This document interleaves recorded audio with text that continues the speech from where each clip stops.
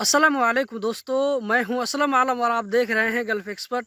दोस्तों, एक और नई वीडियो के साथ मैं हाजिर हूं। आप लोगों से रिक्वेस्ट करना चाहूंगा कि वीडियो को लास्ट तक जरूर देखें। इस वीडियो को हम शुरू करते हैं। आप में से किसी भाई ने लिखा है, असलम भाई सलाम वालेकुम, मैं कतर बनी हाजर से बोल रहा हूं। कतर आने का जो एग्रीमेंट होता है, क्या उसका कोई मान होता है कि नहीं? वो एक कागज का टुकड़ा।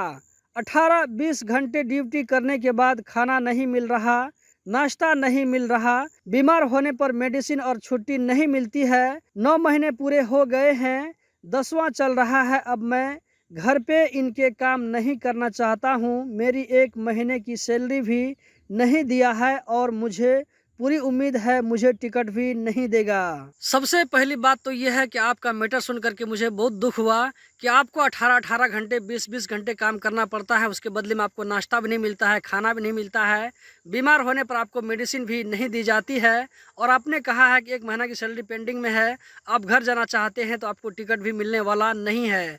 तो दोस्तों, यहाँ पर मैं आप लोग बताना चाहूँगा कि कतर में ऐसे लोग भी रहते हैं जो कि बहुत ही सख्त दिल होते हैं। वहाँ पर आप लोगों को 1 मिनट भी रुकने के लिए दिल नहीं करेगा। लेकिन वहीं पर कतर में कुछ ऐसे कतरी भी होते हैं कि वहाँ पर ड्राइवर काम करते हुए उनको 20 साल हो गया, 18 साल, 15 साल हो गया है, लेकिन वो लोग छोड़ करके नहीं जाते हैं, क्योंकि उन लोगों को वहाँ पर इतना अच्छा रिस्पॉन्स मिल रहा है, इतना अच्छा वहाँ पर उन लोगों को इज्जत मिल रही है, सैलरी मिल रही है कि बात ही छोड़ दीजिए। तो मेरे कहने का मतलब यह है कि कतर में आपको हर तरह के लोग मिल जाते हैं। आपको बदकिस्मती से बुरा इंसान हाथ लग गया है। तो यहाँ पर मैं आपसे कहना चाहूँगा कि आपने जैसे बताया है कि 18-18 घंटे आपको काम करना पड़ता है और आपको नाश्ता खाना तक नहीं मिलता है। अगर इस तरह का प्रॉब्लम आप लोगों के साथ में होता है तो आप लेबर मिनिस्ट्री में जाकर के कंप्लेन कर सकते हैं। वहीं पर आप लोगों को इसका सोल्यूशन मिलेगा, क्योंकि कतर में जो लेबर मिनिस्ट्री बनाया गया है वो लेबर लोगों के हेल्प के लिए ही बनाया गया है, ताकि कतर में अगर वर्कर लोगों को किसी तरह कोई दिक्कत, कोई प्रॉब्लम होता है तो उस डिपार्टमेंट से कांटेक्ट करके अपने जो है प्रॉब्लम को शेयर कर सके और इस मामला को क्लियर कर सके।